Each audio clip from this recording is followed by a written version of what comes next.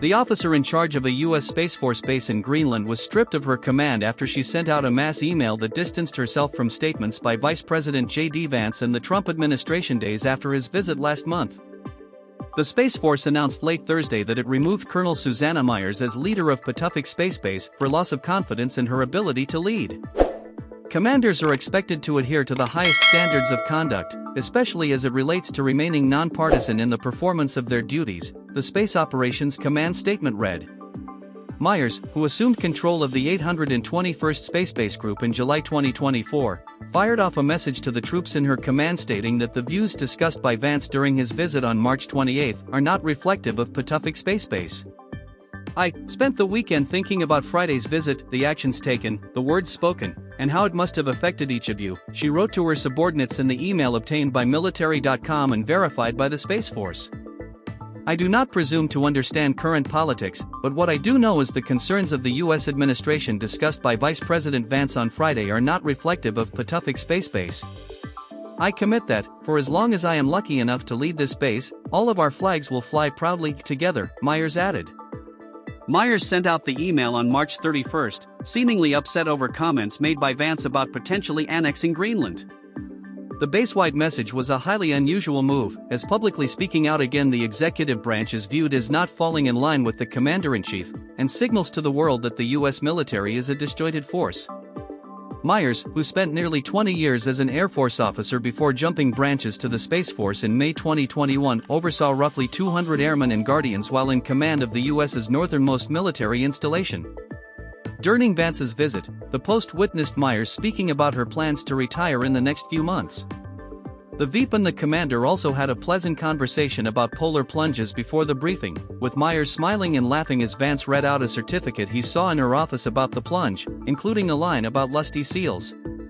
In total, 650 men and women, including civilian contractors from Greenland, Denmark and Canada, live and work at Pituffik Space Base.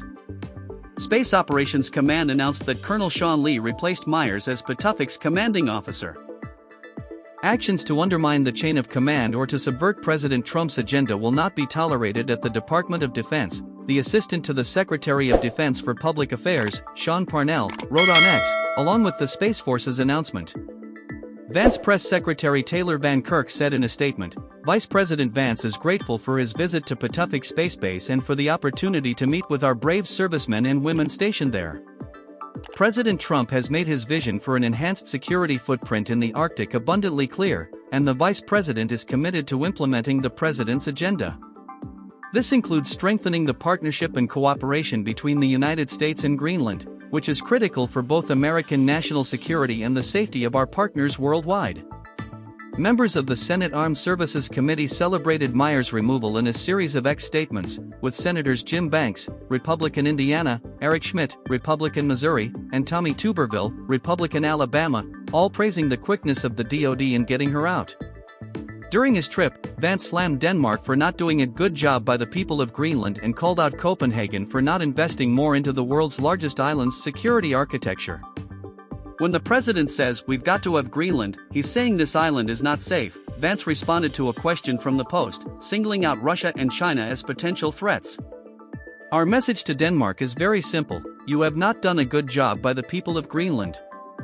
You have underinvested in the people of Greenland, and you have underinvested in the security architecture of this incredible, beautiful landmass filled with incredible people. Trump repeatedly expressed his desire to take control of Greenland and previously said he would not rule out using military force to make it happen. However, Vance said the island's roughly 57,000 permanent residents would first have to choose independence and then enter into partnership talks with the U.S. Danish Foreign Minister Lars Løkke Rasmussen scolded the Trump administration's tone after Vance's visit. We are open to criticism, but let me be completely honest, we do not appreciate the tone in which it is being delivered, Rasmussen said in a video message in English on X. This is not how you speak to your close allies. Rasmussen cited the 1951 U.S.-Denmark agreement that allowed the U.S. to build more military bases in Greenland and noted that both countries are part of NATO and, therefore, share security responsibilities on the island already. Initially overseen by the Air Force and named the Thule Defense Area, the Greenland base was overtaken by the Space Force in 2023 and renamed the Pituffik Space Base.